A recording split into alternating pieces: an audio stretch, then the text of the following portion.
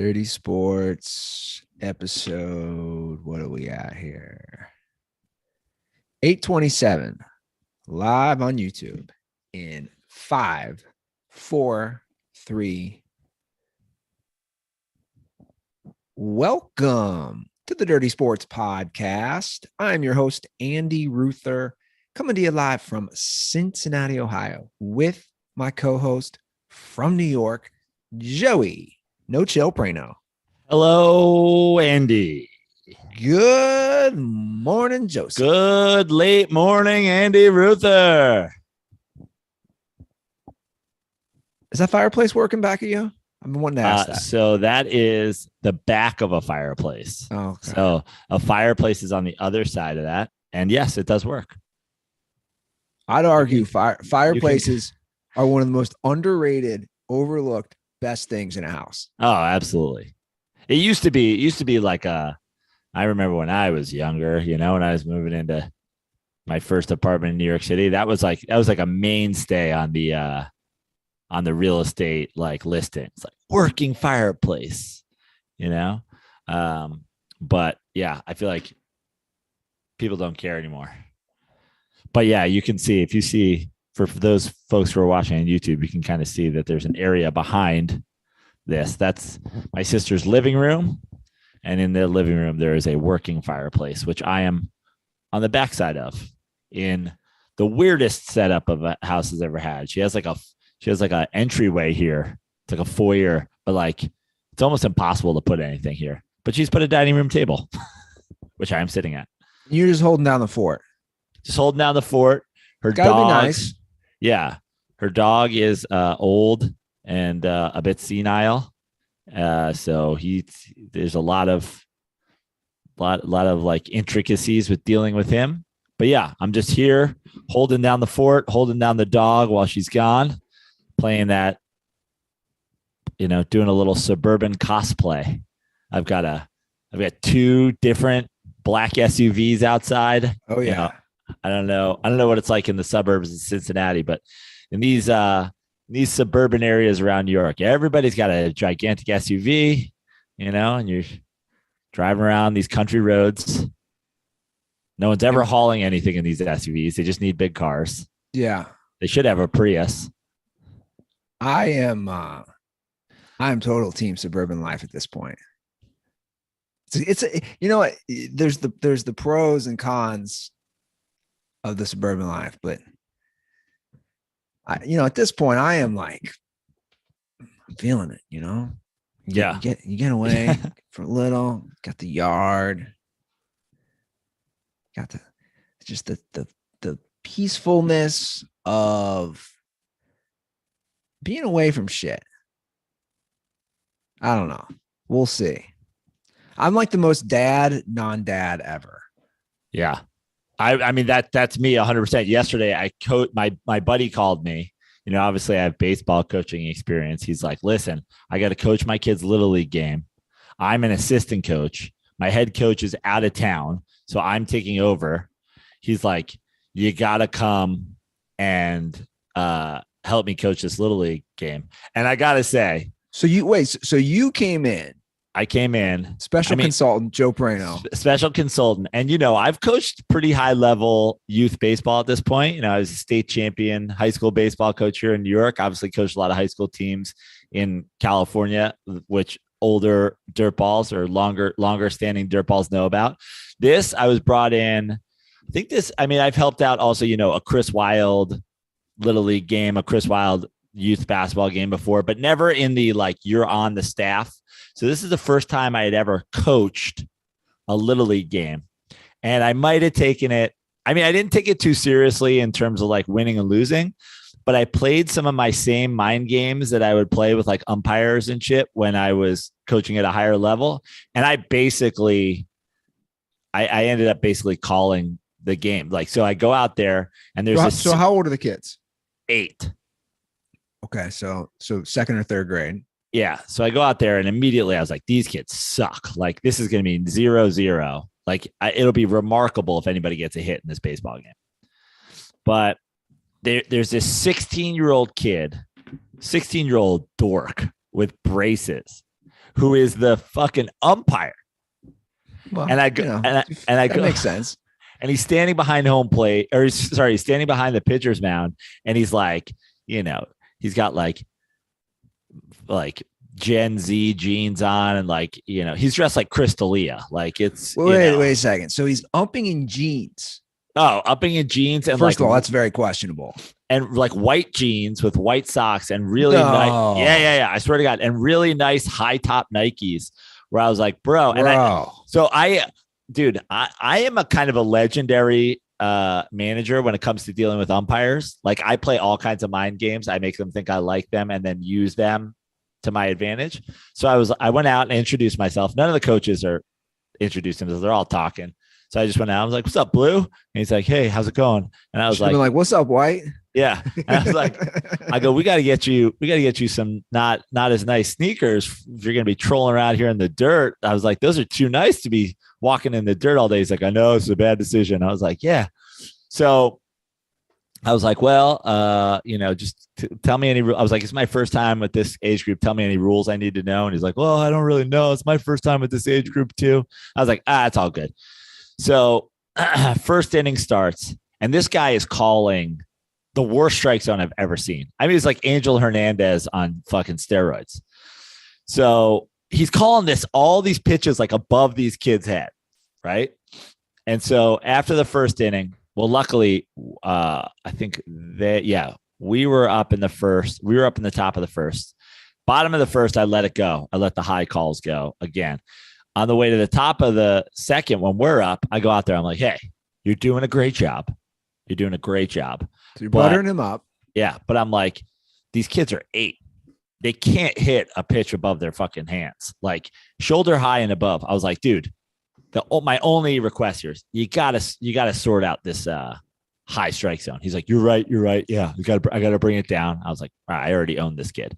So then the rest of the game, he's like clearly questioning his calls. So when we're up, I'm just standing outside of the dugout, or actually when we're up, whatever. And I will just, before he can yell, because he's also like kind of skittish. So he'd be like, ball, strike. It was always, before he could even say anything, I would react the way I wanted to. So if our kid was pitching and he threw it and it was close, I'd be like, that's a strike right there, that away. And then he would be like, strike.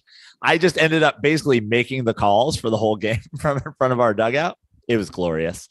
We won 5-2. Oh, nice. Yeah.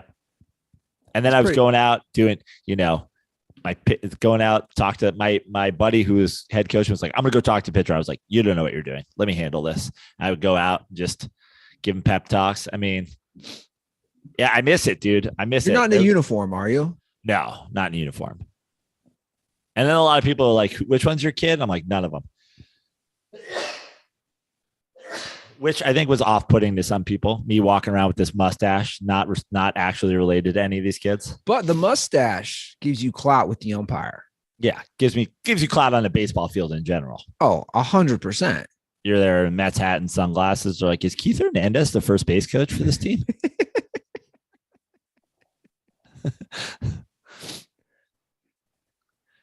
Well, I'm glad that the kid would at least mold his strike zone, because these umps now, and we've talked about it at length, especially at major league level, they want to be a part of the game. No one paying for a major league baseball game is there to see an ump. They're there to see the players. And these guys like an Angel Hernandez. Did you see the Angel Hernandez Schwarber thing the other day? Yeah, of course. Out of control. That whole game too. I mean, I was watching because it was Sunday Night Baseball. But we have problems with him every goddamn year. Yeah. And, shout out, he's a Yankee fan. And, I guess he's got competing podcasts or whatever. John Boy does the best recaps. And he made a great point in his recap. And I'm desperate for my one criticism of John Boy is back in the day before he became so corporate, he would get these recaps out in like 15 minutes. Now it's like 2 days later. But he made a great point in his Angel Hernandez, Phillies, Schwarber, Sunday Night Baseball commentary, which was the union protects these guys. It's a lot like shitty cops. You know what I mean? Yeah. You can be shitty and you still get it. But he made a great point, which is if he's unqualified to call balls and strikes, fine, let him keep his job. But you only fucking ump third base. Your only job is the 3 plays a game that happen at third base. Fair foul down the left field line and the occasional check swing call. Like if you're the third base umpire, you have absolutely no fucking duties basically. And they're like, if you're going to protect him, then just and let him keep his job. That's his only job. He's not qualified to call balls and strikes. Do you think there's any part strategically by Major League Baseball that says the universal consensus on this guy is that he sucks? It's from the players, from the coaches, from the fans, but it's also generating clicks, stories, social media. Do you think they're that smart or no? They're just inept? I think they're just inept and like cops, like teachers, like whatever, like the super bad ones exist because unions are too fucking strong and they protect them. And they protect him. But I thought it was a great point. Like, then just don't let him call balls and strikes because also he brought up in that recap, which people remember from a couple of years ago, Angel Hernandez like sued Major League Baseball because they wouldn't let him playoff games. And the league just came back with, we're not discriminating against you. You just suck at your job. Yeah. And we don't want you even involved in games that have tons of meaning and also tons of eyes on them. So if Major League Baseball is already saying that, the umpire union should be better and be like, fuck it, let's just stuff this guy, at second or third base every game. I'm sure the pay is the same. Yeah, I don't know about that. I'd assume, right?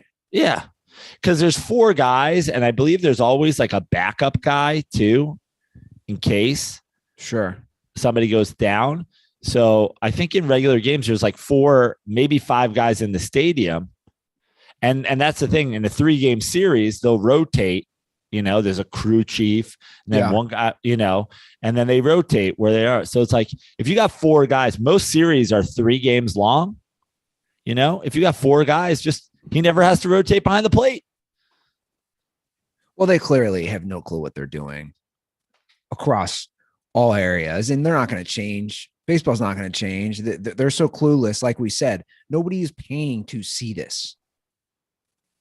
I can't really say if we're talking NBA, like we're in the middle of the NBA playoffs right now. Like this isn't an issue. There's questionable calls every game, of course, and players will bitch and moan. But when I watch NBA playoff games, they are smooth. There's none of this, is what I'm saying. Now I can't say the same for football. Obviously, there's always questionable calls in the NFL. But here's what I always think is interesting, and I'm sure this point's been made before. I don't really know many refs. Like the name Angel Hernandez is my point. Yeah. You shouldn't know his name. Angel Hernandez. Cowboy Joe West. Fucking Adam Hamari. There's so many guys whose names just from their absolute incompetence.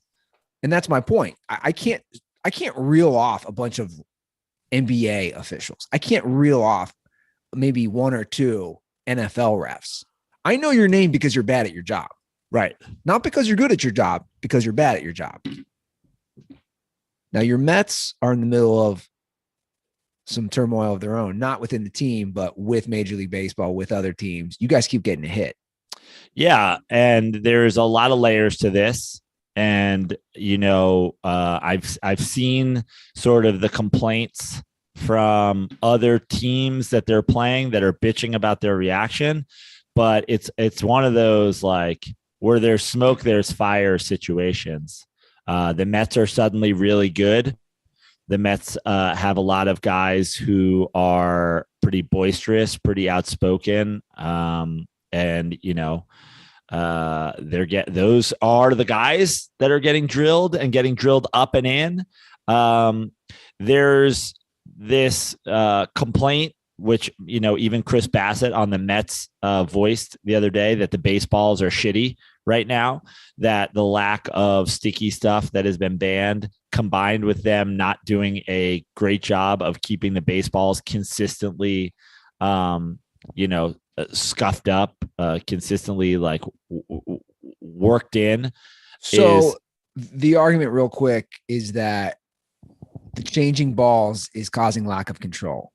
That there's a lack of control due to the fact that they took away the pitcher's ability to put any sort of sticky thing on their hands, combined with them not doing a great job with the consistency of the baseball.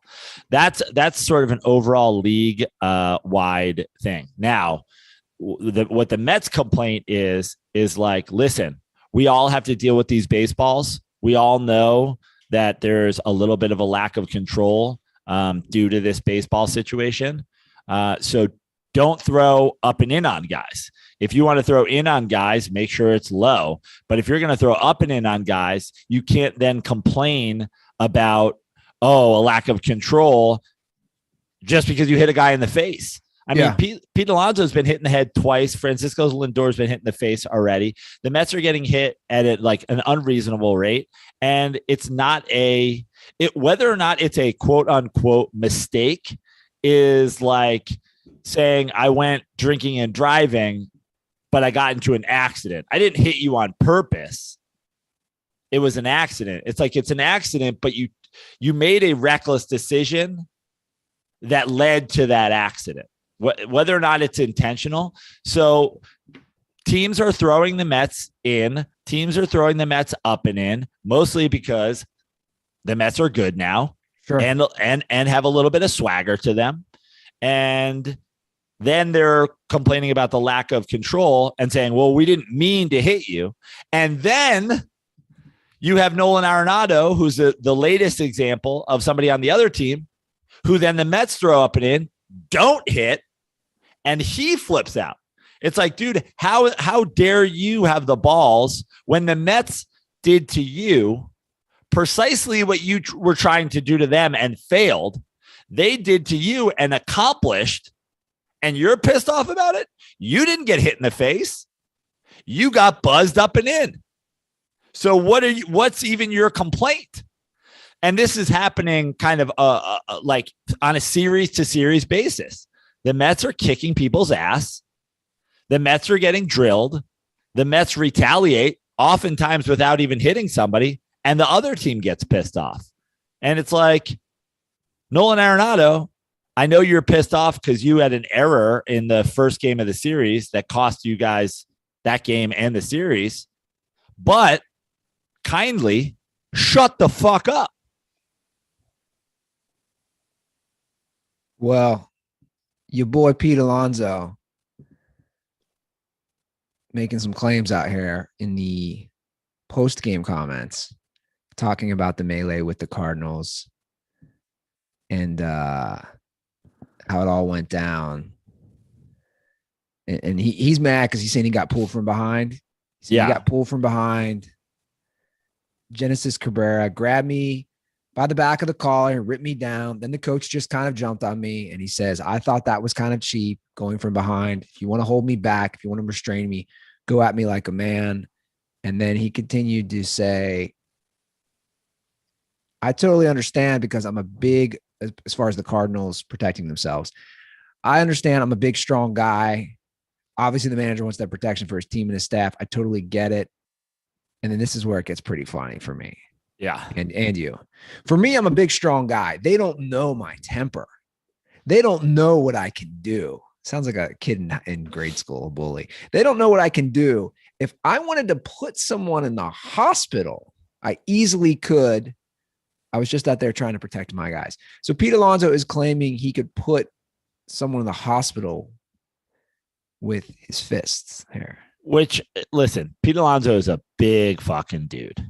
But the bottom line with these, and this is sort of where I'm annoyed with kind of, in this situation, Cardinals fans, is like, yeah, his comments, especially when you hear them out of his mouth, they come off as dorky. They come off as a guy who's never been in a real fight. They come off as a guy who is big, but like, he's from Tampa, Florida. He's probably been a fucking elite baseball player his whole life. Like, he probably wasn't scrapping in the streets.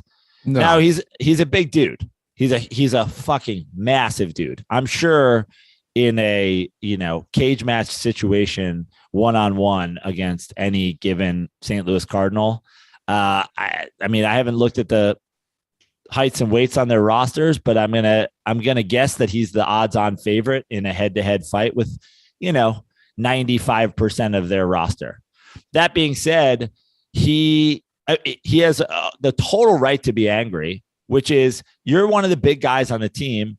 He's not in the altercation in terms of he wasn't the guy hit, but he's out there now. He's got to come in. Guys are rushing in from the bullpen. Guys are rushing in from the benches.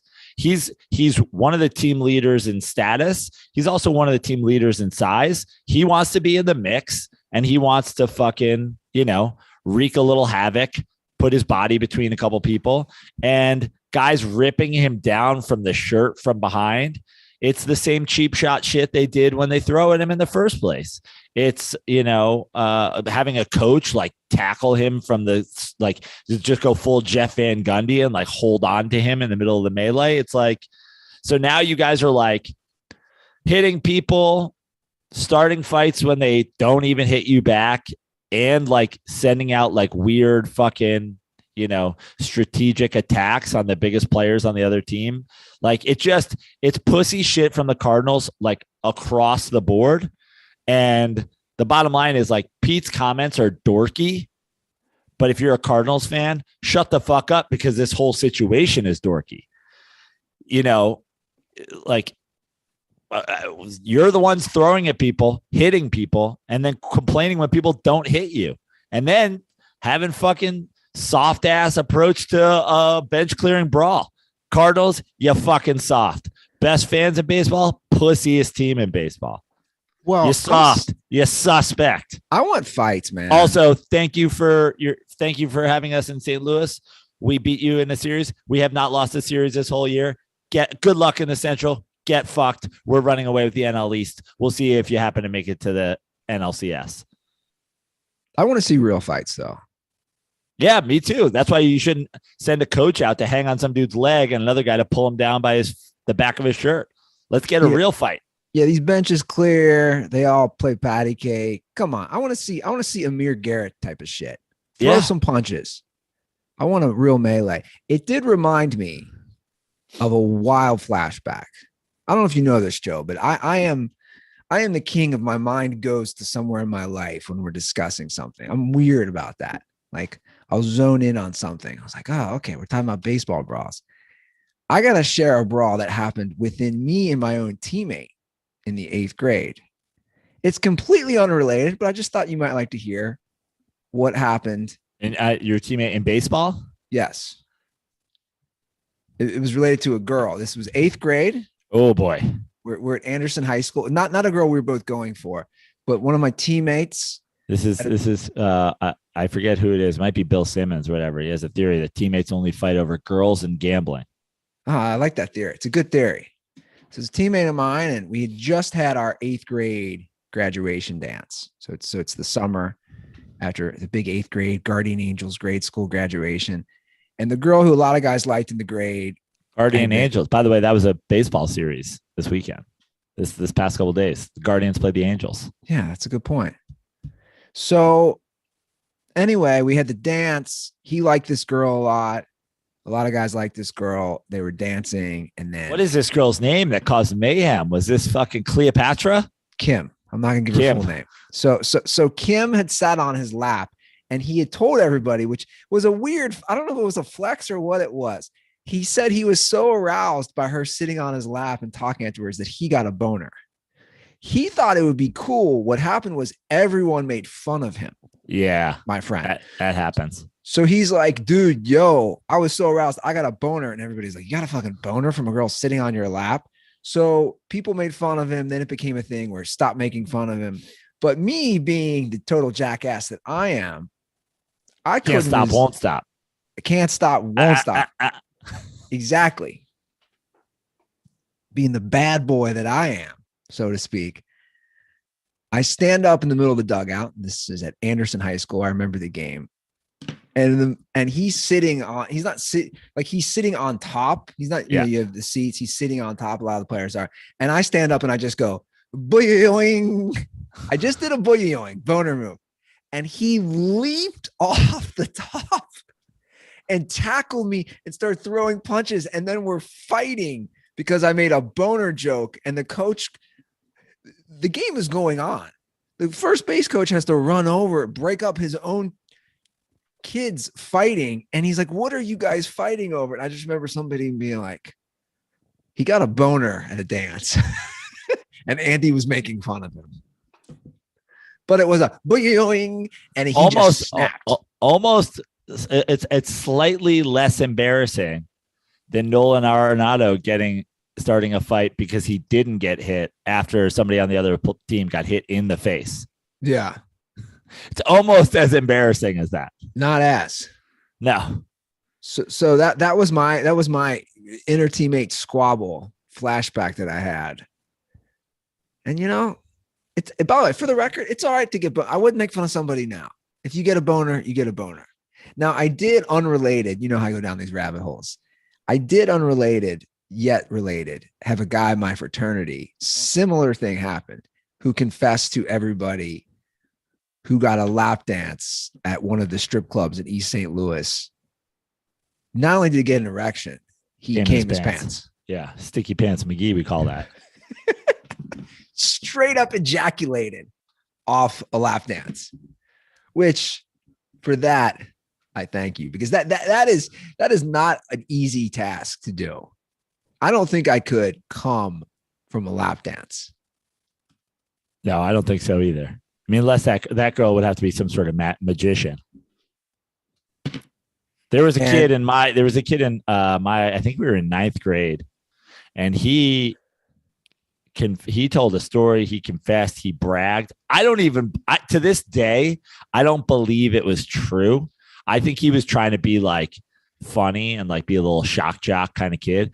But he said that he would masturbate with raw bacon. What? Yeah. It is greasy. It is lubricated. I think he was joking, but it took a life of its own. Somehow it became that he was jerking off with raw bacon and raw chickens. And so everywhere he went in school for like a week, people were like bucking like a chicken and like, or like making bacon comments. And he fucking left school, dude. He transferred schools. Dude, it's wild. Like how stuff. Dude, it was like a week and a half later. Oh, and they were like, Brian has switched schools. And we were like, excuse me? And I swear to this day, like he was like one of those kids. He was like definitely like dirty and like talking about Jay. He would always say he like jerked off to his stepsister in the fucking shower and shit like that. Wow.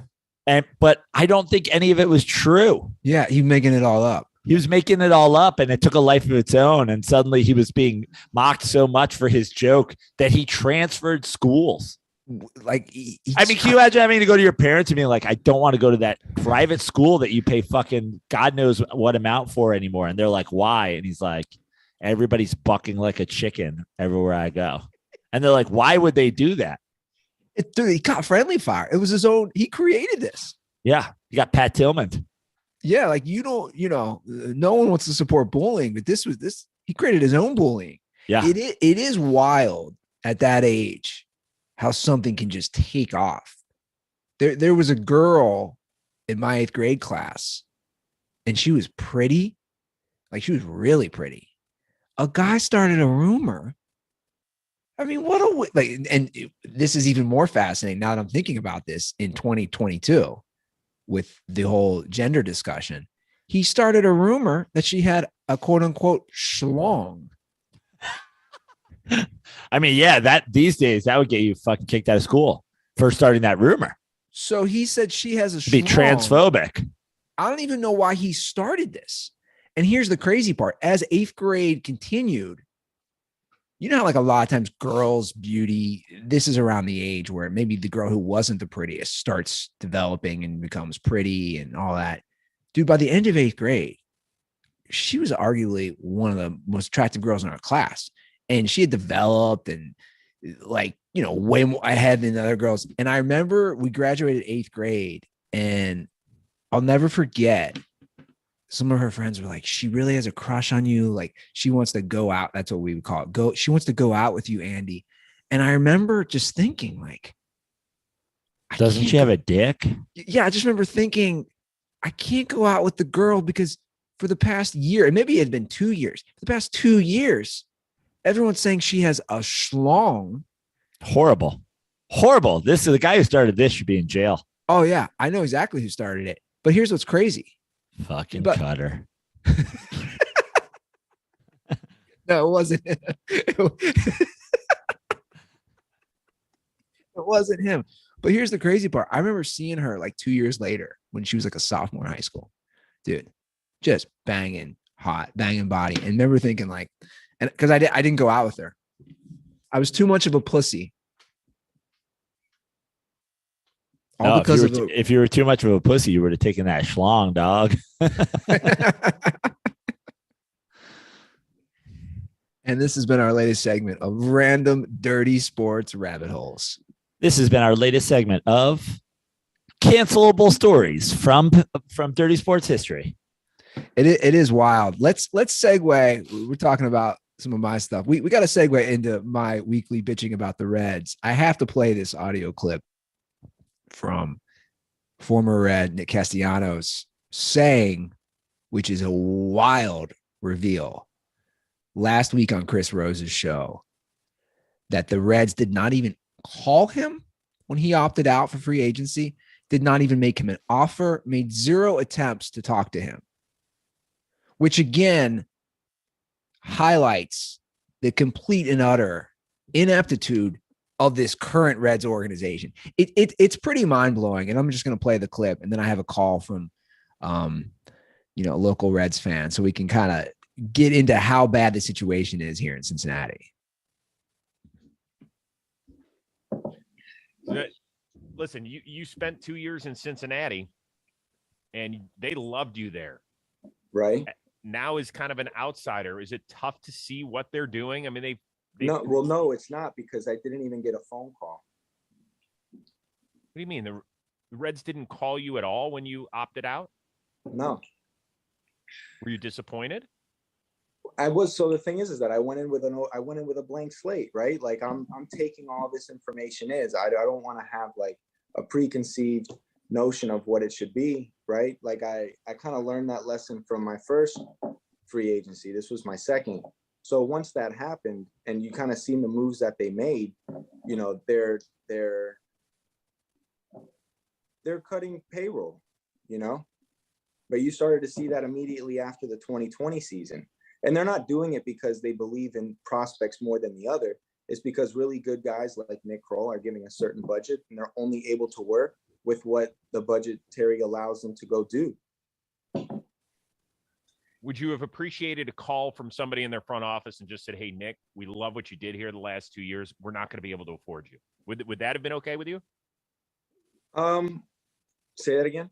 Would it have been okay if the Reds management had said, "Nick, we love what you've done for the team in the city the last 2 years. Let's be honest, we can't afford you, so we're not going to make an offer." Would that have sat okay with you? Sure, but I guess, how do you know what you can afford unless you make an offer? Right. You make whatever they wanted to make as an organization, and it would be your right to turn it down and say, "Hey, let me think of it. I appreciate it, but..." So anyway, yeah, I liked the follow-up question, and I like Nick Castellanos' answer, which is, I played here, I played well. I've sort of made it known that I like it here. Make me an offer, and I'll tell you how close or not close you came. Like he said, you'll never know what's too much. Like, I have a feeling they wouldn't have offered him enough to stay. But maybe, I agree. But maybe in their mind, they're going, we think he wants this much, and we are not going to be able to give it to him. But maybe he likes Cincinnati enough where they offer him whatever they can afford to pay him. And he says, listen, you guys aren't close, but I like it here. And if you can go up this much, Sure.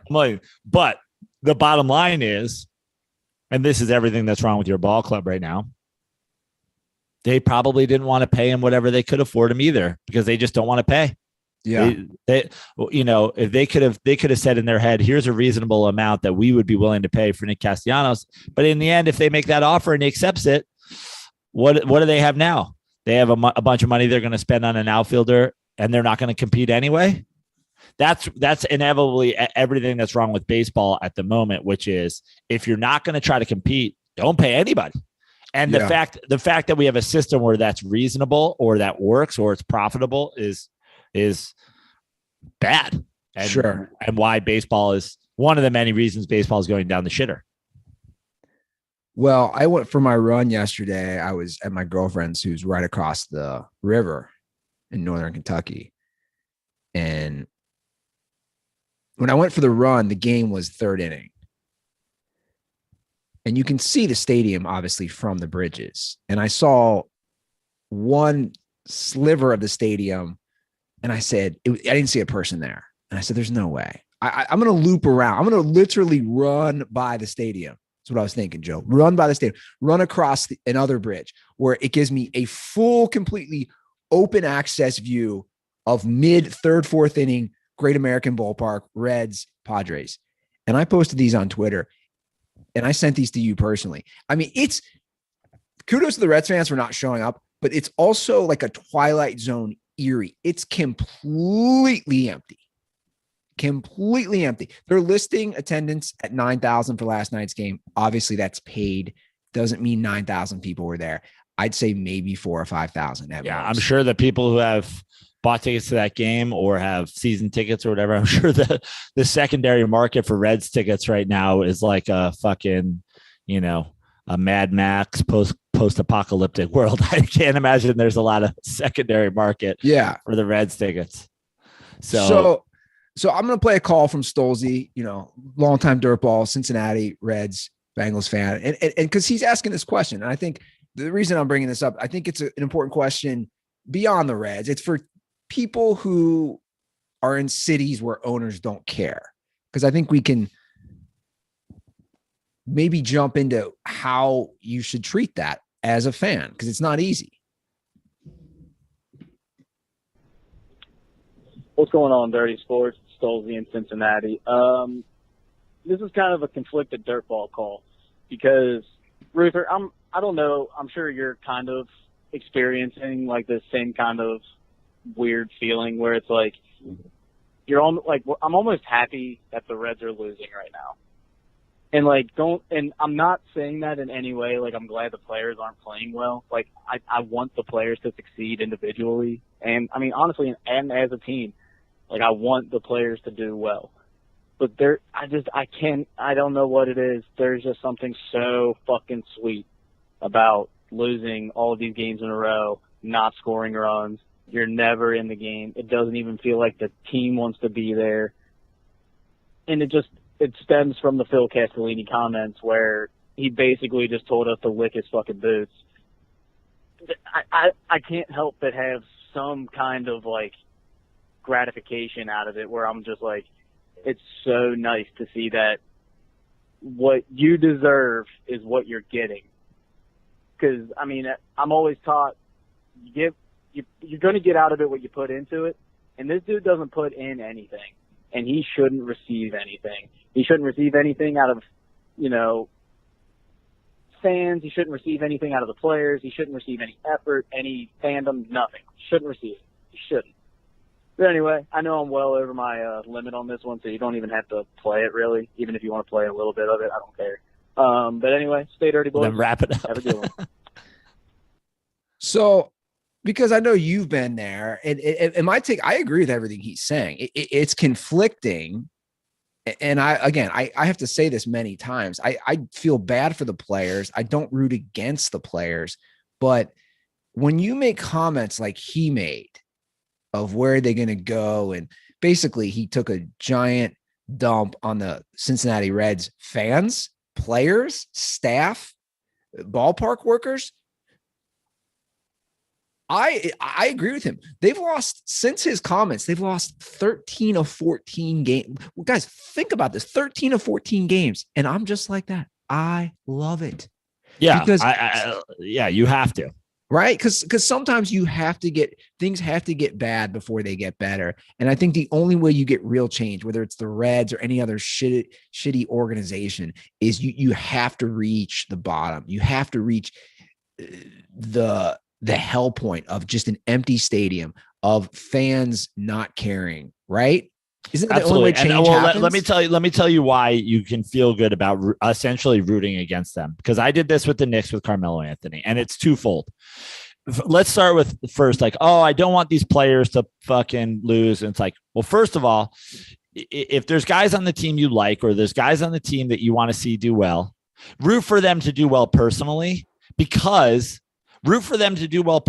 and the team to lose, because then maybe those people will go get free. They'll go be free of the Cincinnati Reds.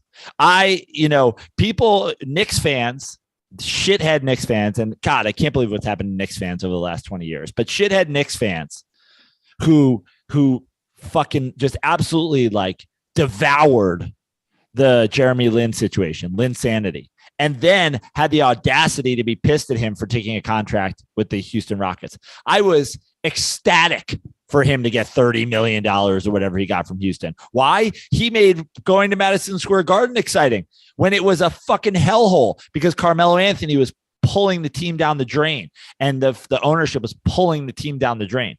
So root for those guys to do well so that they can go on and get paid and get free and go someplace way better than the Cincinnati Reds organization. But two, if you're a fan of the Reds, like I am a diehard fan of the Knicks, your goal is to see this team win a championship. So if you rooting for some sort of mediocrity where they make money and then can continue down this path, for eternity, is not the end game. You want them to be horrible now. You almost want them to lose all the games for the rest of the year, for the last 45 games of the season, for not one single person to show up, and the owners to go, fuck it. We are now not making money. Let's get rid of this team. And somebody to buy. Look at me, man. Like, I am the example. I am the guy. Look at the Mets. Yeah, it's true. For years, we have poor ownership that don't care, that refuse to spend. We're in the first full year, the first full calendar year with an owner who has money. And now teams are throwing at our heads because they can't stand how much we win. Yeah. It's glorious. And I know people will say, well, that's the New York market. But guys, you see it all the time from different organizations who aren't in the biggest markets, where a new owner comes in and changes things. You alluded last episode to Mark Cuban, and it's true. Guys, a lot of you younger DirtBalls have no clue. The Dallas Mavericks were the punching bag of the NBA. They weren't even an NBA team. If you Until can believe, he came along. In a way, like, now the NBA was a lot less like of a global game. There was a lot less national TV coverage on it, but like the Dallas Mavericks existed on basketball cards to me. I agree. You didn't see their highlights on fucking Sports Center. No, you didn't see their fucking games. They would never played a national game. If you ever saw them live, it's because you bought shitty tickets when they came to town because no one wanted to see the Mavs. I can't name 3 players from the post-Cuban Mavs era. Pre-Cuban, yeah. Jim Jackson. Who else? Yeah, Jim Jackson, Sean Bradley played for him. Actually, I think that might have been post-Cuban. I don't know. Who else? I don't know. Did Finley cross over? Yeah, maybe might have crossed over. But exactly. Rolando Balkman. Yeah. Wow. Good one there. But that's the point. You can have a new owner come in and completely change everything around. Now look at how fun they've been. Since obviously the early days when he got Nash and he got Dirk. But here's something real interesting that I looked up. And this says it all. This says it all right now for the current state of the Reds. The Reds this year are on pace to win 69 or less games, which is going to happen. Nice. So this would be the fifth time since 2015, Joe, where they've won like 60 to 69 games. Fifth, like that's awful if you're playing 162 games. This will be the fifth time since 2015. Yeah. In the previous 50 years combined, the Reds only did that 5 times. So my point is they're going to do this 5 times within 7 years, when in the previous history, it took them 50 years to lose that many games 5 times. What's amazing about the Cincinnati Reds right now is your ownership situation is one where you're like, we need to bring back the Nazi owner, because if there was one thing the Nazis cared about, it was winning. I mean, it's true. Essentially at all costs. It's true. The Nazis were committed to winning at all costs. Marge Schott was like, in her office in like Nazi regalia with her dog with a Hitler mustache painted on it. But she was trying to win. She was. That's a terrible state to be in. It's a terrible state of the franchise when people are coming with bags over their heads to the stadium with a sign that says "Bring back the Nazis." Your baseball team is in disrepair. No, it's so true.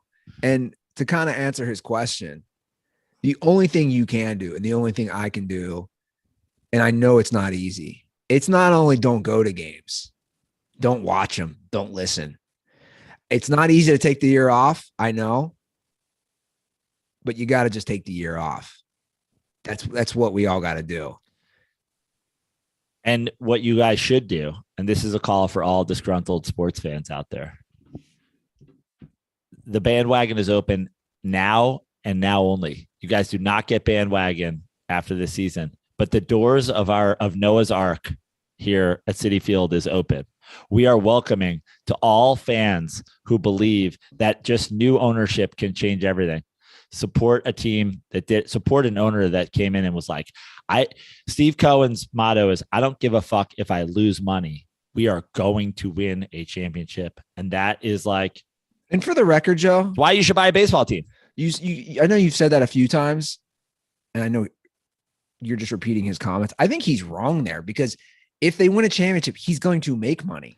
Right. Of course he is. Of course he is. But his thing was, I don't know if it's going to happen this year. I don't know if it's going to happen next year. But if I have to lose money in the process until we start, until we become a championship team and we make it, we will.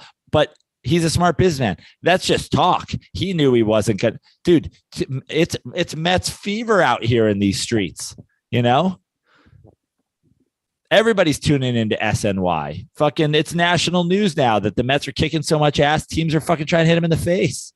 Yeah. By the way, I learned something pretty interesting. We've talked about owners and stadiums, and I floated out a wild idea, which would never happen, that you can recall an owner if you paid for the stadium. I didn't realize this, but Ohio has a law which has been deemed the Art Modell law to protect cities. And this just happened with the MLS team Columbus Crew. And it's pretty interesting. Basically, you can't just take off. They created this law after the Browns moved to protect cities from being abandoned by owners.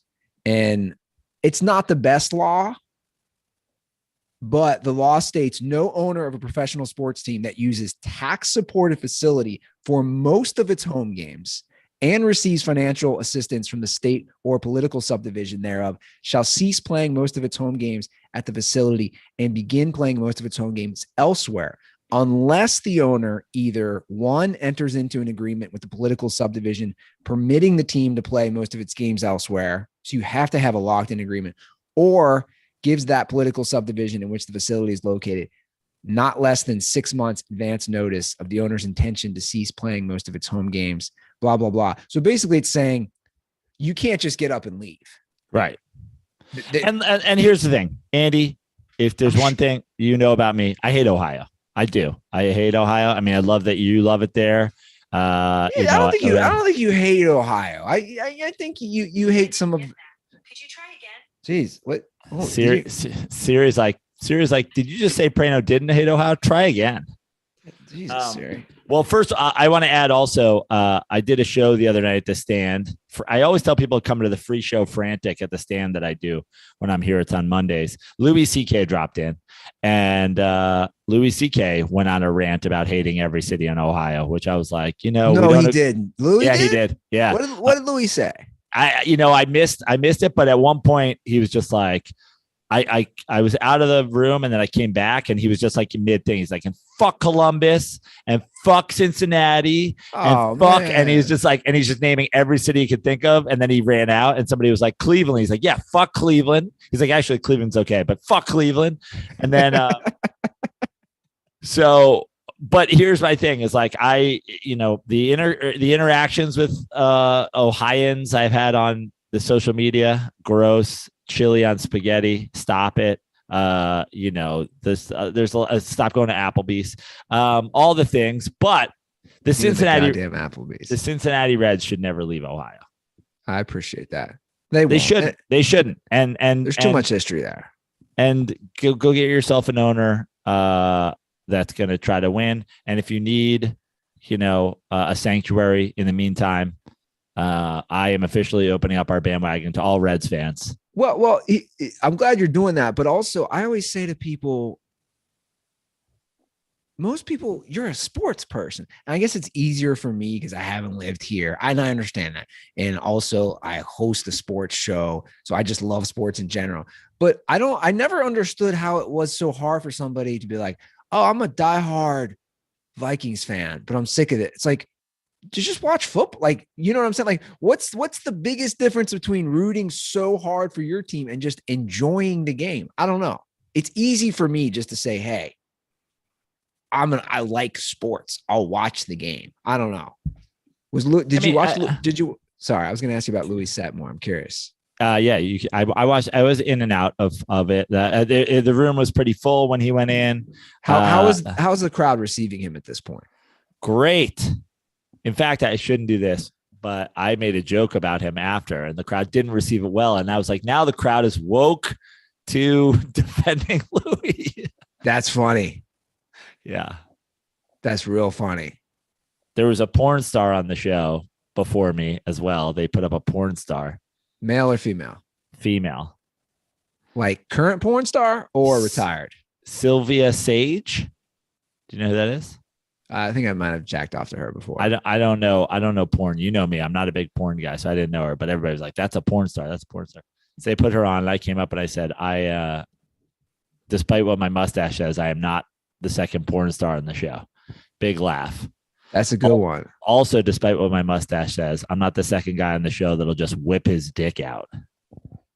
No laughs. People were like, "Oh," I was like, "Oh, we're all in that now." That's also a good joke. I thought 1-2 it was going to be like, I thought it was going to be the Mike Tyson like fucking jab uppercut knockout. The jab connected, the uppercut missed. In fact, that joke is funnier than the first one. I think so too. I thought the combo together. That's a great combo. Yeah, that's a great little 1-2 punch. Also, it's like, I feel like at this point he's fine with these jokes, right? He makes the joke about himself. Oh, 100%, man. Yeah. Don't worry. But they were like, "Oh," and I'm like, "Oh, you guys are just such star fuckers." You saw Louis C.K. Now you're offended on his behalf. Yeah. I know. It's crazy. Well, that being said, I have 2 shows tomorrow night, Andy, in New York. I'm 8:00. I'm doing Cuba Libre comedy, which is at the Gowanus Boat House in Brooklyn. And then at 11:00, I am in the upstairs room at the Stand, my favorite club in New York City. So come see one of those shows. And you never know who will pop in. You never know. And if you show up, Joe, I'm going to speak for him. Joe will be nice enough. You introduce yourself and say, "Hey, I'm a dirtball. I like listening to Dirty Sports." Joe's going to say, "Would you like a nice cold Miller Lite?" Absolutely. I'm going to show my appreciation to you with the original light beer, Joe, that tastes like beer. I can't reiterate that enough. I mean, I think it like, to me, Miller Lite tastes like beer. Like when I see beer in a cartoon, when it just says beer XXXX on the bottle, like an old fashioned cartoon, I assume that tastes like Miller Lite. Yeah. I don't assume that tastes like a hazy IPA. Sure. What is this cartoon lizard, a dipshit? No, he's drinking Miller Lite. When I was driving home this morning, a giant Miller Lite truck pulled up to me, and I said, "Boy, what a coincidence! But is it? I'm about to go home, set up for the Dirty Sports podcast, talk about our friends at Miller Lite, and here they are, just driving beside me. You know, it's like he looked at me and was like, "I know you're one of us." Well, it's funny. I was talking to a friend of mine who I hadn't seen in a long time, and he was like, he was like, "I see that suddenly you're like a shill for Miller Lite, that Miller Lite has sponsored your podcast. And now all you do is talk about Miller Lite." And I said, "Oh, no. You haven't seen me in a long time, buddy. It's actually the opposite." I was actually a devoted Miller Lite drinker for many years, standing them, screaming from the top of the roofs for anyone to hear how much I love Miller Lite. Only then did Miller Lite come on board.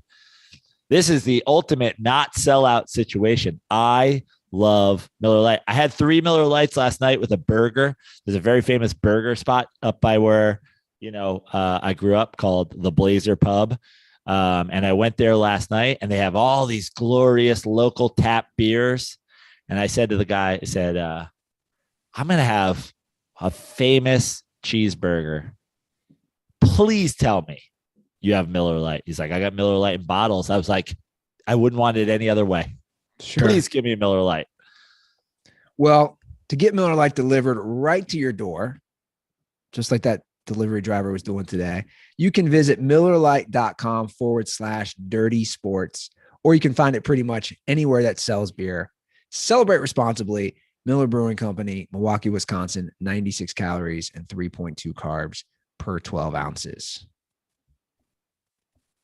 Pretty heavy show today. We got the NFL draft later in the day, but I don't want to discuss that just yet. We have a fun, exciting, and very entertaining NBA playoffs that we are in the middle of. Some series wrapped up recently. I know it was 3-1 heading into last night's game, but I really enjoyed the Warriors Mavs game. Warriors clinched it. The Warriors played a hell of a Nuggets. game. Yeah. Warriors Nuggets. Yeah. Oh, what did I say? Mavs. Sorry. Yeah. I got that series in my mind as well. But yeah, hell of a series. Even though it was 3-1, I enjoyed watching that series. I enjoyed watching Jokic. Yeah, absolutely. I think the Nuggets have, they have a good future ahead of them still. I know Jokic is, in midst prime, but they've dealt with a lot of injuries this year. Sure. And I think that they'll come back and be strong. And, I would like watching Nuggets basketball. I do too. I like watching Warriors basketball as well. Same. It's funny because usually the NBA playoffs are just my lifeblood. And yesterday, I got to watch the games in the evening, and today I'll get to watch the games because I'm just so Mets devoted right now. When the Mets game is on, I actually go NBA playoffs during commercial break instead of vice versa. Obviously, that'll change as we get to conference finals and NBA finals. But right now, it's amazing how I've got to sort of have the NBA playoffs on the back burner. So yesterday, Mets had a day game. Today, Mets are off. And last night, just dove in full head to some NBA playoffs. And yeah, I think we are shaping up for some exceptional conference semifinals rounds matchups. I agree. And this is what I'll say about the NBA playoffs. You said they were going to be great, and they have been great. I have been watching them a lot of times with my girlfriend, and, she knows sports, but she's not the most sports heavy person. And I literally thought of this the other day. And she said, man, these games are so intense. They're so good. They're so back and forth, which to me, I think is a sign of the level of play when you have someone who doesn't really watch it. But I have to laugh because last night when the game was on, she was not really paying attention, looked up during the Nuggets Warriors game. And I believe she said, who's that big, tall, white guy? And I was like, what? I go, are you talking about Jokic, the MVP, possible 2 times? She's like, yeah, who is that guy? And I said, really? You've never heard of him? And then she said, this is you're really going to love. She goes, oh, I know the name Jokic because I had heard one of your podcasts and I thought his brothers came on. And then you had to tell me, no, that was Joe Prano acting like a Jokic brother. Love it. So she really thought remember the Jokic brothers? Yes, we appreciate your girlfriend chiming in for sure. She literally, I think that's when we first started dating. If she ever want to get Chinese finger cuffed by 2 Russian brothers, she knows where to find us. I remember she's like, I can't believe you got them on the show right away. I was like, that was Joe Prano. Have they remember they had the Twitter feed? Yeah. I'm looking. It looks like they gave it up. Yeah. They need to bring it back. I'm sure when Elon Musk buys it, they'll be able to bring it back. They're like, also, Elon, can you make some characters on Twitter backwards K, upside down U with line over top? This would be preferable Twitter name for us. We would like to be Hacked Brothers.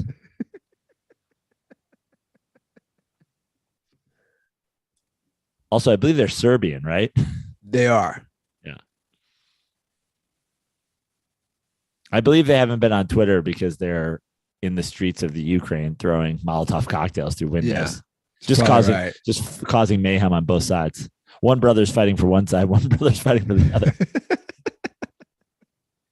How wild was that Grizz T-Wolves game the other day? Bro, how about Ja Morant, dude? Let me ask you something on the final play, though. Do you think he's got time? Because the guy's wide open. Do you think he's got time to pass for him to just slam it home? What do you mean?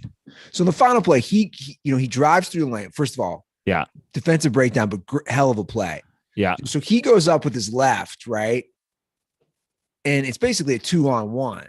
And it's not an easy shot that he makes. Yeah. Especially with his offhand. But I forget who it was. It was right under the hoop there where he could have maybe dished it. I just didn't know if he had time for that person to make it. Now, when he made the shot, there was 1 second left. Yeah.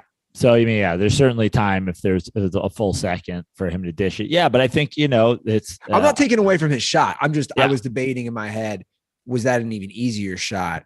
But, yeah, sure. God damn. He is fun to watch. And that's a great him series. hammer dunking on people. Just like at this point, like, does he have the top 5 dunks this NBA season? Like, I'm not joking. If you went like top 5 dunks from the season, all things considered, like flashiness in traffic, moments in the game, like, does he have the top 5 dunks in the league this year? Yeah. It's a good question. I mean, if I was buying stock in any single NBA player, I would buy Ja Morant stock. It's a good stock to buy. In terms of accolades, in terms of potential championship, in terms of marketability, in terms of everything. Like, I mean, he is the next NBA superstar.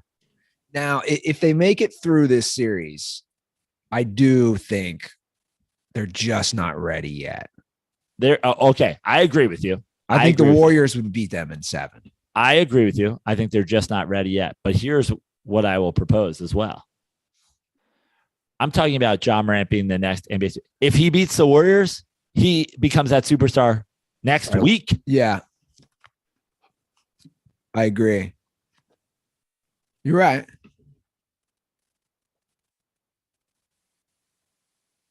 A lot of these, like you said, the look ahead series are going to be great. I mean, we're looking ahead past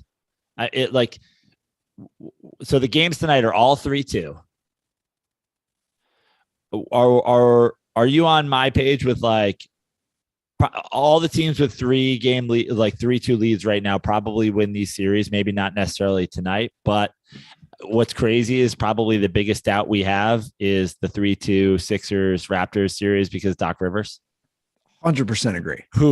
I cannot believe didn't just take his lumps and shut the fuck up.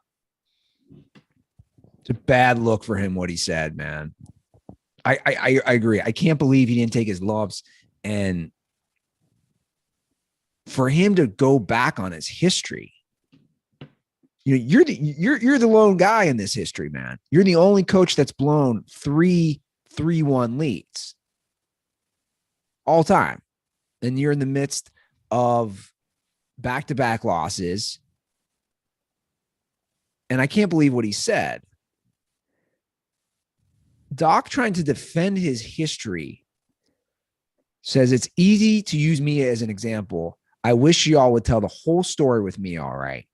And then he goes through and he starts breaking down each team that choked with a 3-1 lead, his 2003 Orlando team, his Clippers team in 2015, the Clippers team in 2020, which seems to be the only one where he accepts the blame.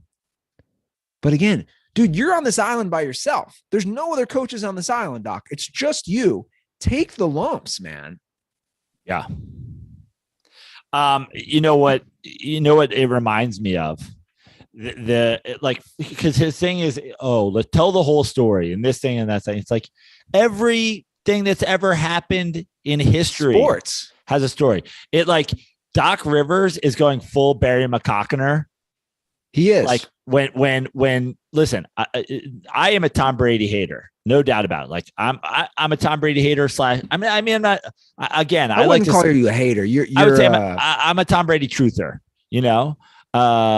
and Barry McCockner is a Tom Brady hater, and I like listen. Tom Brady, the Tuck rule is bullshit, and there's been a lot of cheating accusations and, a million other things.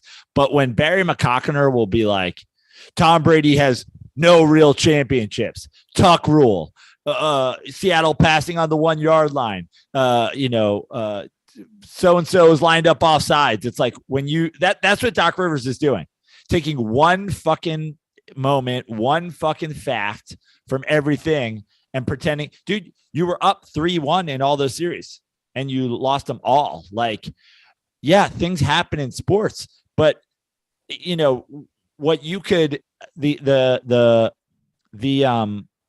counter to his thing is like, somebody could be like Tracy McGrady. Remember that time you guys lost a 3-1 series? Is like, tell the whole story. Tell the whole story. We had Doc Rivers as coach. He's gone on to do this in LA twice. He's gone on to do this. Like, the whole story is you're the consistent thing. You're talking about bubble. You're talking about injuries. You're talking about whatever. The through line here is you, dude. Yeah. And that is the point. The through line is these are different eras. These are different teams. This is a ever-changing type of, the game has changed, right? The game has changed from 2003 to now, just the game in general of the NBA. But you are the only through line. The only consistency is you. And the fact that you can't look in the mirror and see that or even approach this situation. Dude, you don't even have to address it. Yeah. Just fucking coach. You don't have to address it. Instead, you're like, I mean, that's a perfect analogy. You're trying to go the McCockner route and just take the L, man. Like you need to take the L. And I'll tell you what, and you know this too. If they lose tonight in Toronto, the pressure that he will have, and also those players. Because here's the thing. This Philadelphia team is, he talked about the Orlando team. Oh, we weren't nearly as good. Dude, this Philadelphia team is significantly more talented than the Raptors. Significantly. Yeah. For sure. Now, in the other series, do you think Phoenix and Dallas win those series? I think for sure Phoenix does. Yeah. And I think Phoenix and Dallas win those series. I do. I mean, they might go game 7s, but I absolutely think that they do. Okay. Looking ahead, which series is more intriguing to you? If you know how everything's play out the way we think it'll play out. Memphis, Golden State, or Boston, Milwaukee? I think they both have such intriguing storylines from each vantage point. I think more intriguing is Boston, Milwaukee, because it's the defending champs and a team that's playing really, really well right now, being able to potentially upset the defending champs makes them, essentially kind of not a sure thing to win the East, but like I didn't really consider Boston. I know it's kind of unfair. I didn't really consider them true contenders. I think I had them, 4 or 3 going into like even this series. It's like, but if they win that, then like they're in the mix as much as any team in the league, know. Giannis has just been so good since the playoffs last year, especially in these elimination games. I mean, he shows up when he has to. Obviously, Middleton is hurt. So that is the more intriguing series in terms of what it means for the league this year for a championship. I think what makes the Memphis Golden State series intriguing, but not as intriguing, is simply that it has the potential of being like the Grizzlies / Jaws, like leap into, essentially contending for like God knows how long. Yeah.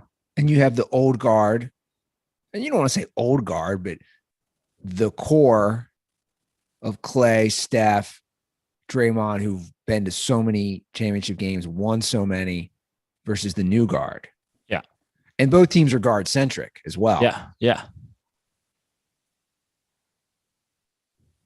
Let me ask you this.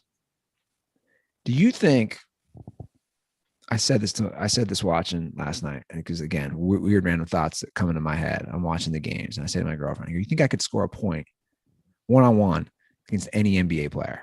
Absolutely not. And that's what I said.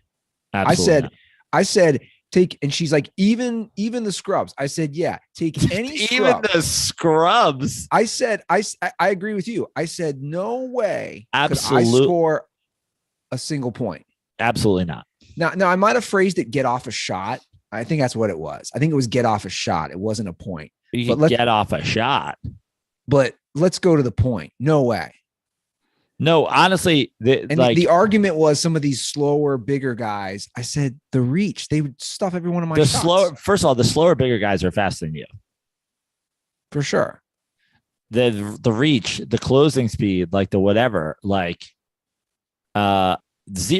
I mean, the chance of you scoring a point. Let's say, like, I mean, what are we talking about? Like, you're playing a guy to 11. No way I could score a point. No, you could play 10. You could play 50 consecutive games to 11 against an NBA player and not score a point. I truly believe that. But like at some point, you're just gonna they're gonna check the ball up and you're gonna heave it quickly. And it's just gonna be it'll be the equivalent of like you will make a basket against an NBA player as often as the guys who go out at fucking halftime and have a shot at $1 million from half court, as often as that happens. Like, how often does that happen? 1 out of 100 when they pick a random person. Like you could get a frantic, wild shot off and maybe it goes in. But like if you played if you played the single worst NBA player in a game of 1-on-1, like I predict somewhere between 20 and 30 games before you got a bucket. It'd be hard. It'd be really hard to score a point. Dude, I mean, They steal it from me every time. Don't you remember the Scalabrini story? Some kid challenged Scalabrini when he was a high school player. He was big. Yeah, when he was out of the league. And I think didn't he beat him 50-0 or something like that? It was something crazy. Yeah. Dude, NBA, here's the thing. You have a way better shot of getting a base hit off of like a big league pitcher, like, you know, just like a wild swing that just like finds a hole. You know, you have a better shot of like catching a pass against an NFL D-back because he like trips or whatever. Like the NBA is just freak athletes, dude. Yeah. Absolute freaks. The last guy on the bench is the tallest kid from his fucking high school. And he's like, fucking, dude, Steve Nash is 6'4". You have a hard. Is he? Yeah, dude, you had a hard time getting shots off against me. Steve Nash isn't 6'4". Yes, he is, dude.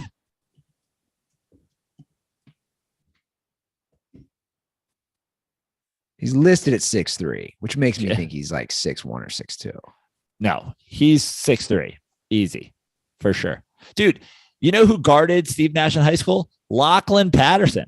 Lachlan Patterson, when you hang out with him, he's a gigantic person. Yeah.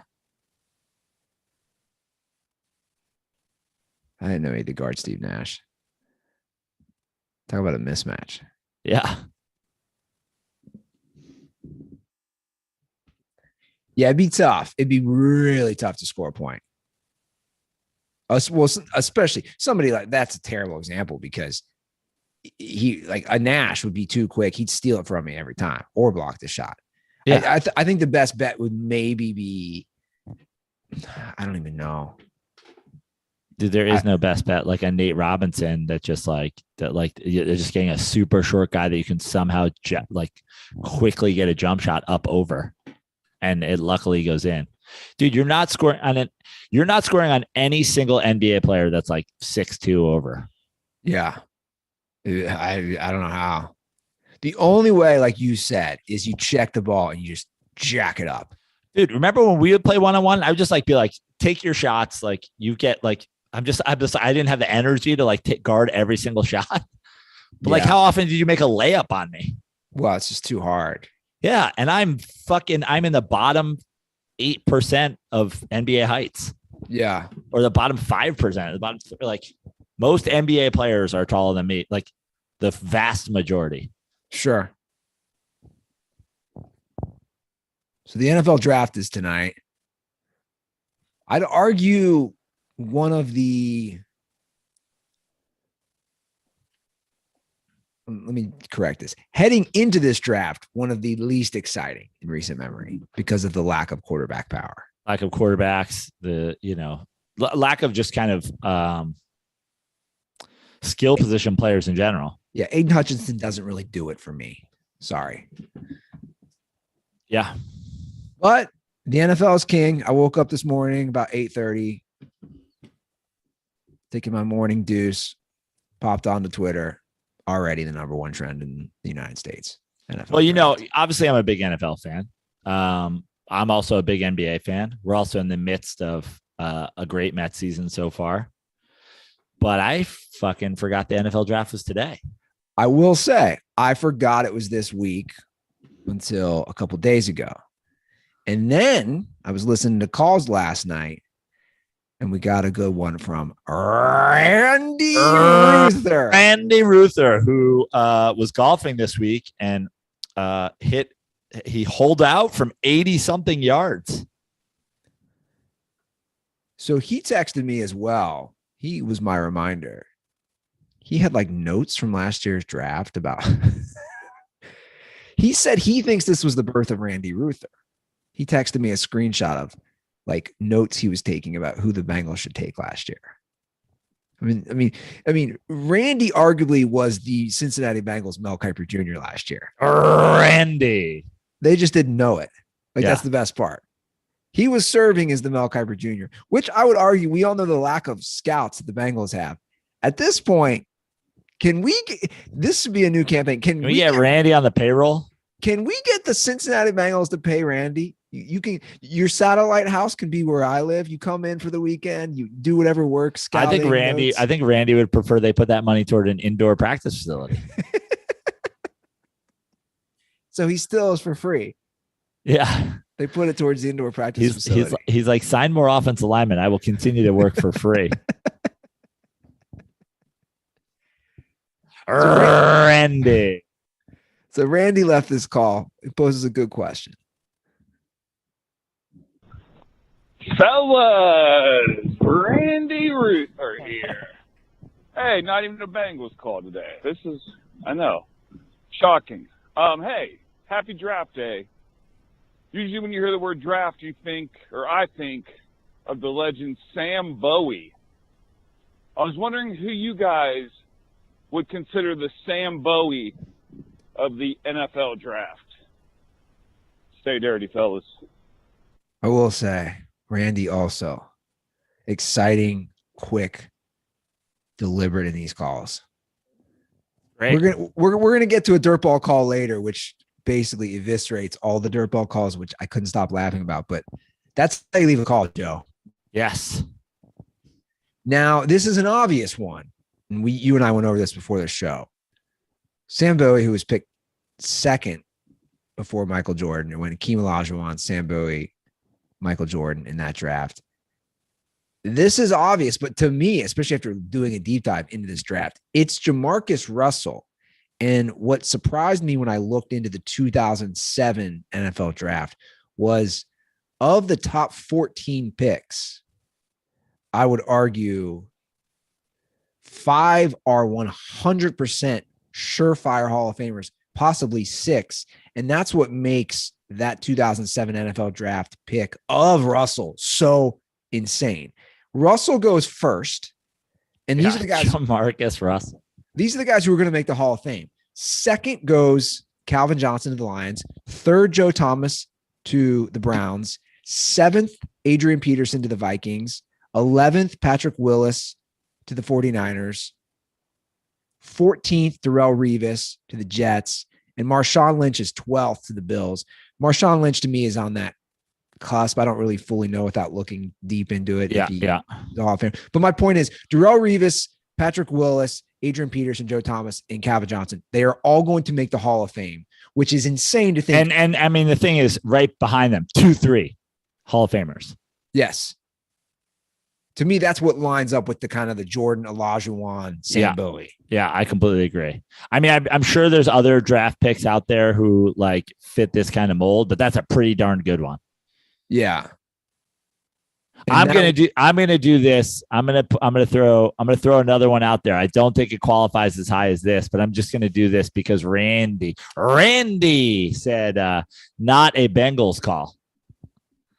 Oh, isn't it, Randy? Kajana Carter. Ooh. 1 overall. 2 overall, Hall of Famer Tony Baselli. 3 overall, not a Hall of Famer, but a franchise-changing quarterback, Steve McNair. 12th overall, Hall of Famer Warren Sapp. 23rd overall, Hall of Famer Ty Law.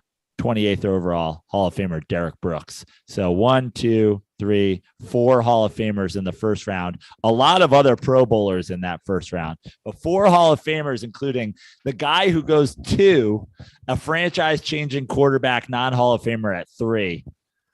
Kajana Carter, just for Randy. Yeah, that was a tough one. Wow. I mean, that was when the Bengals had a streak of just drafts. Oh, wait a second, though. But wait, there's more Bengals. This is a pretty good one. In 1994, what was this? Just a couple years after Kajana Carter? Yeah. They draft Big Daddy Wilkinson, number 1. I think that's the year before. I believe Kajana Carter maybe 95. Okay. So they draft Dan Wilkinson, a defensive tackle from Ohio State, at number 1. Number 2, the Colts take Marshall Faulk. Now number 3 was Heath Schuler. Yeah. Number 4, Willie McGinnis, who had a great career. My point is there was a lot of bust in that draft. A lot.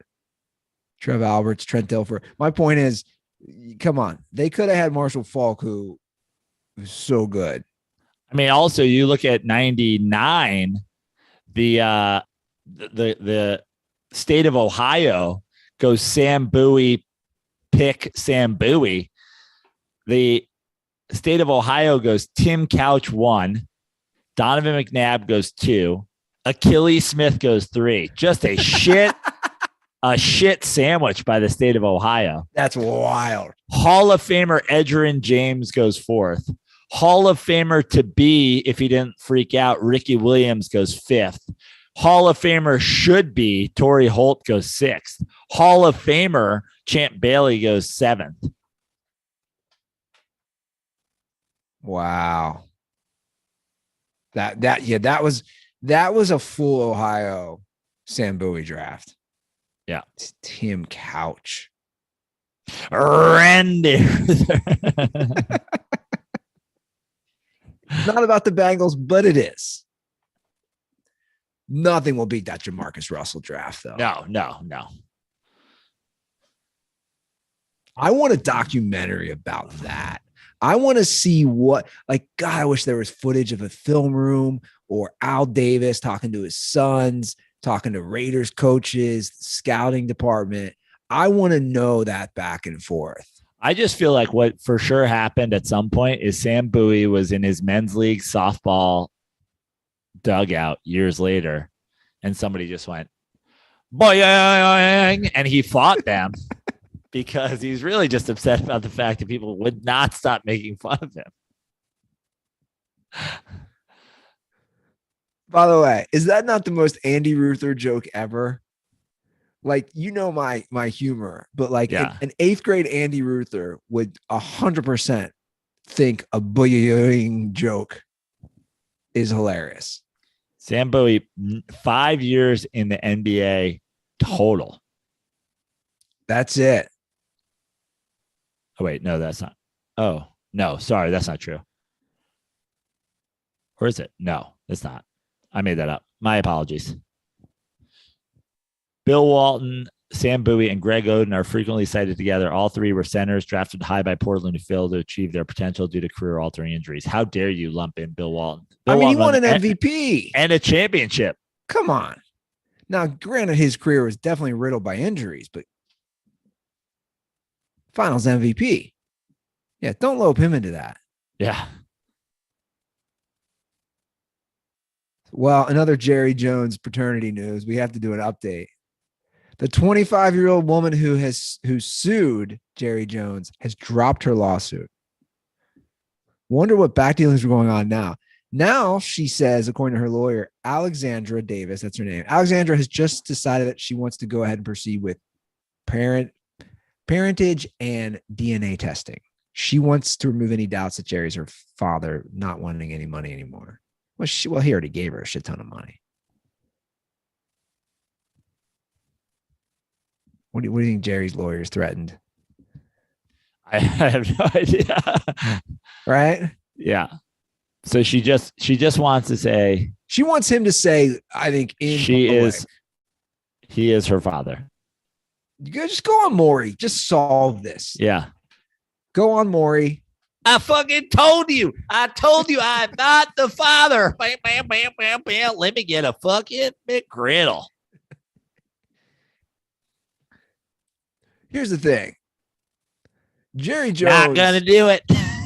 Not gonna do it. Read my lips. Not your father.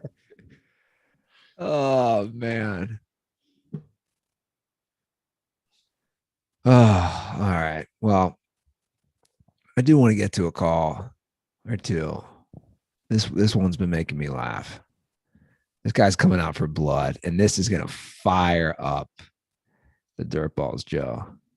I cannot wait. You previewed this on the rundown. You said all-time DirtBall call. Oh, it's an all-time call out. Yeah.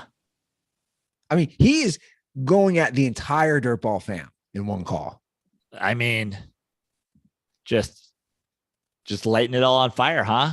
This guy, he woke up and chose violence. He chose violence. Let's hear it.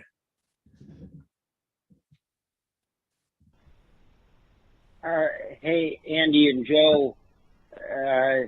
I was just wondering, what do you guys think is better, Tide detergent or Bounce?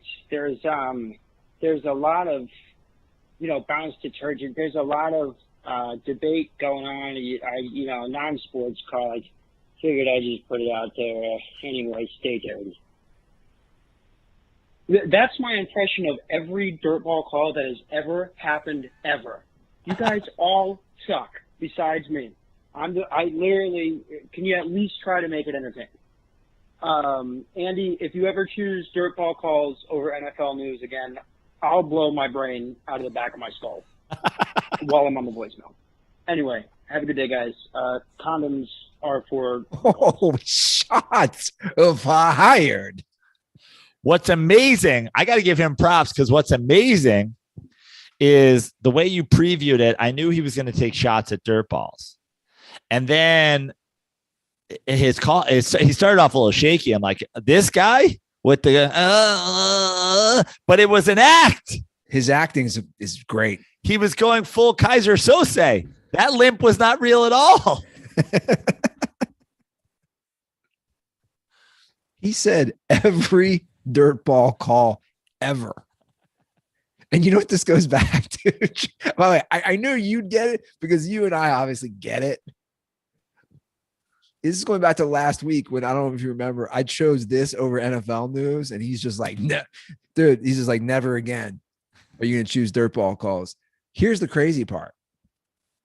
I'm pretty sure, I could be wrong. God, I wish Skype would let you play older calls. I think that's Tyler from Arizona. The one that we know. That wasn't. No. Is it not? I don't think so. Didn't sound like him. Damn, I can't play calls. Because this person's from Arizona, the area code. Okay. Maybe it's the other Tyler from Arizona? No, because the other Tyler from Arizona called. Got it. I don't know why Skype stopped letting me listen to old calls. Fucking Skype. But Joe, I have to ask you. I'll put you on the spot. What do you think? I mean, he's putting every single call, and I'm the guy who has to screen this shit. And I will say, I'll speak. I'll basically light myself on fire before I let you do it. I will say, to his defense, the caller, guys, a lot of you guys call in, and you're not really giving me much to work with. I do disagree with the randomness.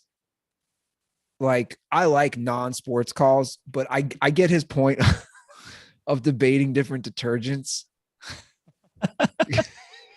Because we do get some, right?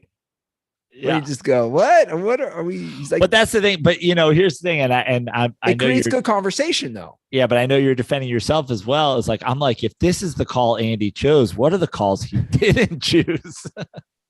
Because a lot of people call in to say, at the very end, they'll go, I guess this really wasn't a question. I'm just watching the Bucks Bulls game, and this was my observation. Where then I'm listening to it thinking, okay, so what am I supposed to do with this? It might be time to step up to this. Like, we might have to find a way to go live calls the way like sports radio does, just so we could do the hang up and shit. But I mean, yeah, I think that is a good caricature of a bad dirtball call. It was a great caricature. But again, you pick these to go on there. I do. But I also think that you love it a little bit. Old Andy Ruther loved to shit on the bad dirtball call. Now I think new Andy Ruther, I'm a softie. He has a little bit more patience for it. And now he's like, that is a good question. What is your detergent of preference? When I heard that the first time, this is how good his acting was. I 100% thought, are you kidding me? Is somebody calling to ask about our favorite detergent? Because that is something a dirtball would call. You wouldn't be shocked, would you, if a guy called and was like, I don't know. I've been waking up at 8:30 and I've decided 9 a.m. Do you guys think it's better to get up at 8:30 or 9 a.m.? Tell me where you sit on this. I love it. Now, Michael Majid, a professional dirtball caller. I don't know. We hold him to his own standard. He is following up. We've asked to do a Nacho helmet review. He wants to do this. Michael Majid's Nacho Helmet Stadium Tour. But it's not just that. He wants to already move beyond that. Okay. Because I think we suggested this with, I think you did, with maybe 80s or 90s movies, TV, whatever it is. Great. So he's calling about that.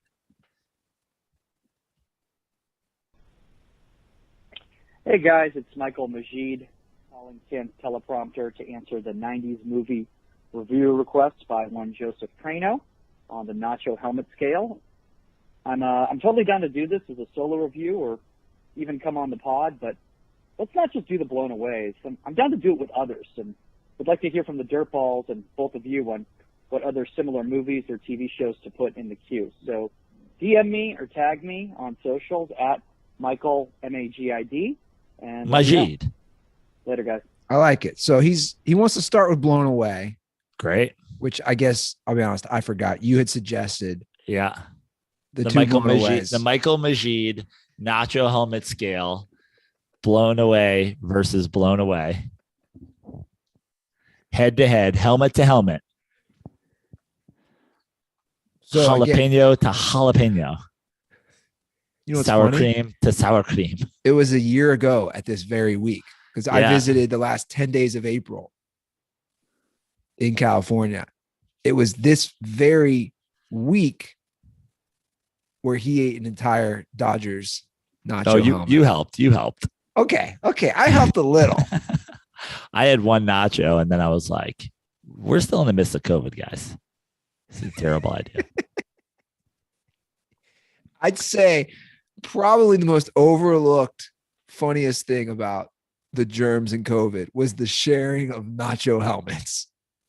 I did a show the other day and this guy who was hosting the show opened up and he was like, during COVID, I had all these plans, like things I was going to do after COVID was over. And he was like, I made this plan that I was going to join a bowling league and then we're all going to get matching shirts. This is my big, and I literally, he brought me up next and I went up and I was like, guys, I can't go into my set yet. I was like, I need to talk about this. I was like, Matt said his COVID plan was to join a bowling league. I was like, my COVID plan was to never go bowling again. Eating wings, licking your fingers, and then sharing holes of a bowling. I was like, this is where COVID started, guys. It's a bunch of fucking guys in MAGA hats sharing saliva in the bowling ball holes. I was like, this is the most reckless post-COVID plan I've ever heard. This is where COVID, that's why we have new variants, because some people got COVID and didn't stop bowling. I have bowled a few times since COVID, I will say. Man, I bowl like Dexter in a fucking rubber medical glove. Yeah. Bowling is definitely one of the ones up there. You're like, I don't know about this one. Just like, this chicken's really good.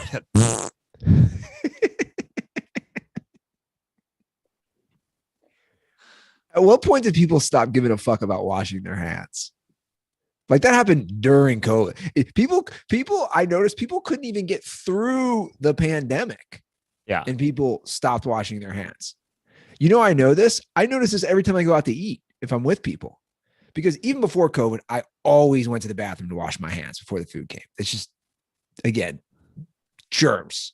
And I want to eat with clean hands.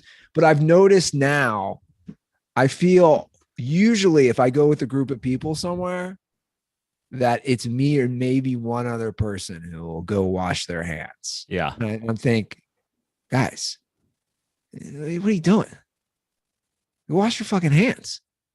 I'm so much more concerned with the employees washing their hands who are prepping my food. But true. I agree with you. I mean, I used to joke like during I knock on wood, because I know it's not completely over, but I still have not gotten COVID. And I joked one point, I was like, I never stopped touching my face. Remember when they said stop touching your face? I didn't stop for 1 second. Like I never stopped touching my face. Like, don't touch your face. I'm like, how do you not touch your face? Do you think there's any chance? Because I was saying the same thing the other day. I've never tested positive, and I tested a lot. I even tested. I was feeling sick again last week, and I tested. With the home test, it's just easy, right? And I've never tested positive. But I always say maybe, because I'm overall pretty healthy, I always say there's probably a good chance maybe that I had it, and I just never knew at the time I didn't test. Sure. You got time for one more call? Of course. All right. We'll hear from the DirtBall who goes by one name. What's up, fellas? This is Jew Boy. I want to talk Jew Boy. about MLB and pitchers. So obviously with the Kershaw thing, you know, is it right, is it wrong to pull him, whatever. But is it against better judgment to sign starting pitchers to contracts, right? So they're like the highest paid of anyone in MLB. They're the most injured. For the first 3 or 4 starts, you're only allowing them to go 5 innings to start anyway, so they don't have this huge effect on the game. Is it really worth it? Wouldn't you just rather spend on a position player, or are you just better off just having, you know, 5 or 6 guys in your bullpen that are each making $10 million, which would be way above market, and then just having a bunch of just innings eaters as your starters? I wonder if that would be a take that a team would go that route. It's like, why would you pay, you know, for the Yankees, Garrett Cole, $35 million, and he's only pitching 5 innings, or obviously DeGrom. So is it worth it to pay these starting pitchers when you're not even allowing them to be the aces that we, you know, were used to from back in the day? Later. So the argument or discussion is the max. I shouldn't say max, whatever the large contracts. Is it worth it for starting pitchers? Well, I think, you know, it's crazy. And at first when teams started doing this, I didn't see the purpose of it, but now, and this truly isn't because the Mets did it and it's, you know, it's very early, but it's worked. But I think the best strategy is, like, you know, there's no getting around paying these. Like, you could just be like, okay, we're not going to pay a pitcher. But like, I just don't think loading up in your bullpen, spending a ton of money on your bullpen is like really, like, you need starting pitching. And most importantly, you need ace starting pitching come playoff time. You need guys who are just going to go out there and shove in the playoffs. You need one legit ace. You need 2 ace. You need an ace and a half at the very least if you want to win a world championship.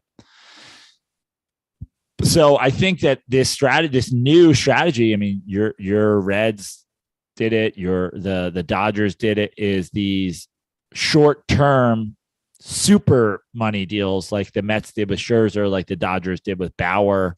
Is like, you don't hamper yourself long-term, but you just go all in, like aggressively all in over the, you know, course of the next 2 years, 3 years, 4 years. Like, I like that play better than giving Garrett Cole, you know, $400 million over 10 seasons, because yeah, in the long run, like, how much does that value actually carry over? Whereas if you give somebody $120 million over 3 years, but you get 1 World Series out of him, it was worth it. So I like that strategy.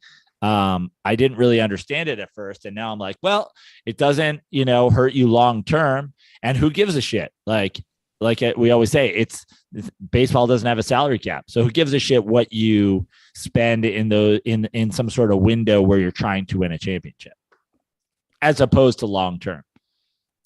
When it comes to playoffs, you just need the good pitching. You can't even put a monetary value on that. That's like where it's tricky. But the regular season, the argument, you only pitch once every 5 days, or you only play once every 5 days. But the pitcher's the most important position. Is it? Well, I mean, I would argue no, but come playoff time, your starting pitcher obviously has exceptional amount of value. That's what I'm saying. Come playoff time. Because you're not 1 of 5. Now you're 1 of 3, 1 of 3.5, 1 of whatever. Sure. And you're taking series leads in games 1 and game 2. You have a guy to come in game 6 and game 7. It's certainly.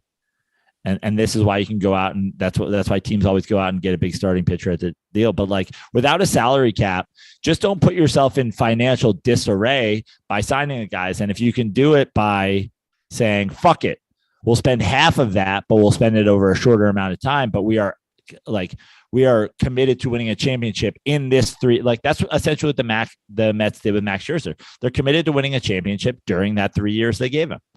Well, something that's interesting, which is too late because we're already past that, would be an infighting between everyday position players versus a pitcher concerning contracts. Whereas everyday players say, why is this pitcher making as much as me? I'm referring to starting pitchers. Dude, I make the same as you and you play once every 5 days. Yeah. Where if they had that set up, again, way before baseball. It's also, I mean, that's a quarterback essentially in the NFL too. There's got, this guy's going, you make more than me. You never get hit. I'm in a medium speed car accident every fucking play. By the way, I'm not justifying. I'm saying it's interesting how it played out, where if you go back before there was such a money boom, there wasn't more incentives for these guys to say, hey, pitchers will make more money if you're in the playoffs pitching these amount of games or whatever it was. 310-359-8365. That is our hotline. Give us a call and hopefully you make the cut.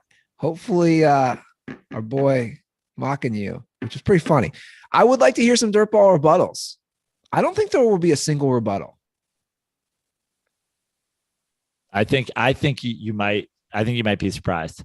I think you might get a rebuttal from, some of the callers that have been regulars on the show over the years who come with, whatever. I mean, he said this is every DirtBall call. Ever. And he said, if you ever choose DirtBall calls over NFL news, he's going to blow the brains out the back of his head during a live call. I mean, shots literally fired. Yeah. He must have been watching that girl from Plainview. Too soon? I don't know. What's the girl from Plainview? It's the girl who was texting and telling that guy to kill himself, and he did. Oh, right. Lost. Bad joke. And I've been canceled. Okay. That is the show for today.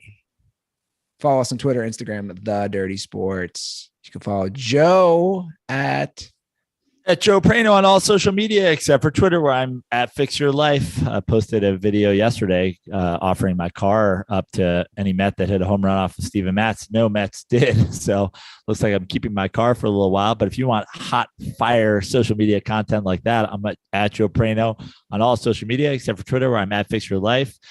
Specifically follow me on Instagram. That's where I post in my stories normally, flyers for upcoming shows. I've got 2 shows this Friday, one in Brooklyn at the Gowanus Dredgers Boat Club or Canoe Club, and one at the Stand, my favorite comedy club in all of the world. So come see those. And then lots of shows shaping up for my return to California. Specifically, one I want to shout out for any of you SoCal dirtballs. This is going to be a great one to come to. Our good friends, Andy, our good friends at Minimal Golf. I don't know if you've used your Minimal Golf bag. It's spring there, Andy. Are you golfing with your Minimal Golf bag? I have not, but it's funny you said. I want to hit the course and get out a little bit. Our friends at Minimal have moved to a glorious new location in Redondo. They've got a half pipe. They've got 2 golf simulators. It's a really cool spot. They've built a stage out of beautiful wood, and they've asked me to produce a comedy show there. So Redondo Beach local Chris Wilde will be our master of ceremonies for the evening.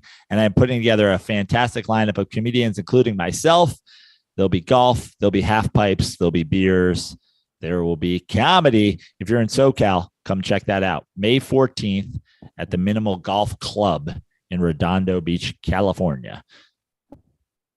All right. That is our show. Thanks to everyone for listening. Especially thanks for all the amazing calls that we received today. Jokes. All right, guys, wrapping it up. Have a great weekend. And as always, stay